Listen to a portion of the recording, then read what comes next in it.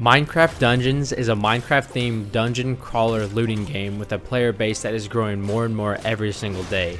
With the game only being out for a little over a year, there are already 5 DLCs with one more DLC set to be released in the near future, not to mention the main storyline of the game itself. This means that there are literally hours upon hours of unique content at your disposal. Now, Minecraft Dungeons is fundamentally different from its parent game. It can be a bit overwhelming to new or returning players. That is why in this video, I'll be going over the main things you should be doing as a beginner or a returning player in order to hit the ground running and to make the most out of your time playing the game. If you're already familiar with the game, keep watching as this video could also help you out as well. With that being said, let's get on to the video. Just like in classic Minecraft, in Minecraft Dungeons it pays to explore. There are loads of hidden chests for you to find while playing the game. These chests contain helpful items like emeralds, consumables, or if you're lucky, a really good armor piece or weapon. But it will take some work to find some of these chests. Some are tucked away in corners of the map and some are completely hidden until you get close enough to them. That is why I highly suggest exploring every little nook and cranny when playing through the missions. My next piece of advice is to pick up every drop you see.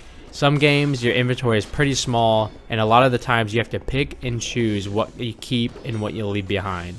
Luckily with Minecraft Dungeons, your inventory is massive. Even if the gear you pick up is a lower level, you can still salvage it for emeralds. This is actually one of the best ways to get emeralds as well, especially at lower levels when you don't have access to a weapon with the triple prospector enchantment. That means there is no good excuse to leave any items on the ground.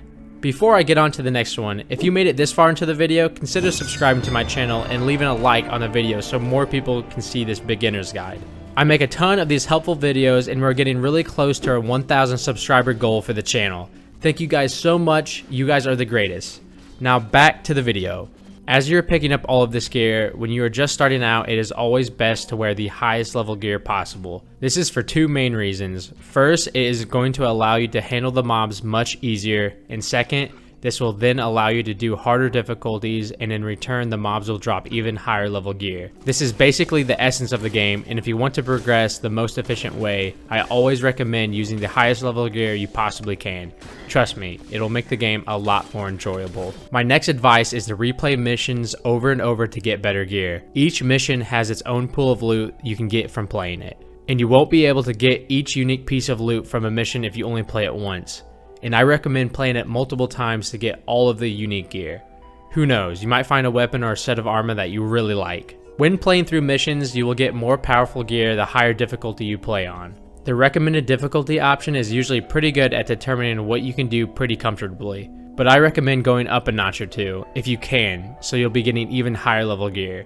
Now, if it is taking you over an hour to do a mission, then the difficulty might be too high for you. I would just experiment a little until you find the right balance. Another really good tip is to use your map often. You can access your map by pressing down on the D-pad for consoles or hitting tab if you're on the PC. A lot of these levels have paths that branch off, and the nice thing is that you can see all these paths when you're using your map. If you like, you could leave your map open when you play since the game allows you to play while looking at your map, but I recommend just opening it up often so you can get the full visual experience from these levels. Another great thing about the map is that it will mark unopened chests for you. This feature is amazing. As you progress through the main storyline, you will unlock various merchants. You will be able to use your emeralds to buy gear at these merchants, so do not be cheap and save all your emeralds.